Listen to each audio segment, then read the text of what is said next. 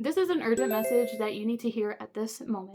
And we're going to keep it really short and sweet. I know there's a lot of cards, but we're not going to go over the blurbs, and I'm going to try and blend the whole cards together as quickly as I can to get a full picture of the story. But here you have the Moon card reversed, the Nine of Cups reversed, the King of Pentacles reversed, Queen of Swords upright, and the Nine of Pentacles reversed. Now, what that means for you guys collectively, it's saying that there's an emotional blockage, like there's something that you're feeling that you're ignoring here that has to do with your emotional fulfillment, and you might be creating that block, whether it is through your values and not really embodying those values, or some sort of frivolous spending, like you're just like not doing your checks and balances here, and you're being asked to really be straightforward with whoever you need to be straightforward with, and hear them out. Be clear to hear the full story, because there are some things that might help guide you.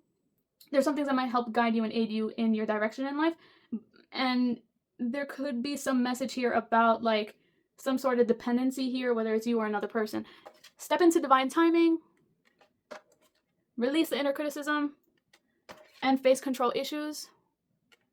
Now, there's something that's going to come up that you have no control over, and it might cause you to have some sort of criticism, whether it's to yourself or to others, or maybe somebody or you is criticizing the other because there's a need of control. And you know, we have to work with our shadow here.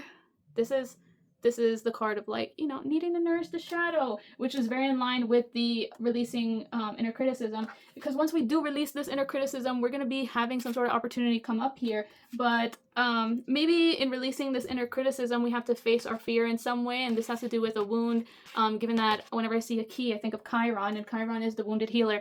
And as a piece of advice, I'm going to quickly go over the advice cards. Let go of the past. Practice freedom, which is very in line with the rebellion card, as well as run wild. Again, very rebellion energy. One thing at a time. It has to do with releasing inner criticism. Maybe you expect too much from yourself. Don't give up. I think when you expect too much of yourself, you want to give up, but rebel. And I think whatever you have to rebel against is, maybe it's somebody else that's criticizing you. Or make sure that if you do rebel, it's not something that is within the shadow. Nourish the shadow in terms of where you've been hurting yourself and being in detriment to yourself and not listening to your emotions.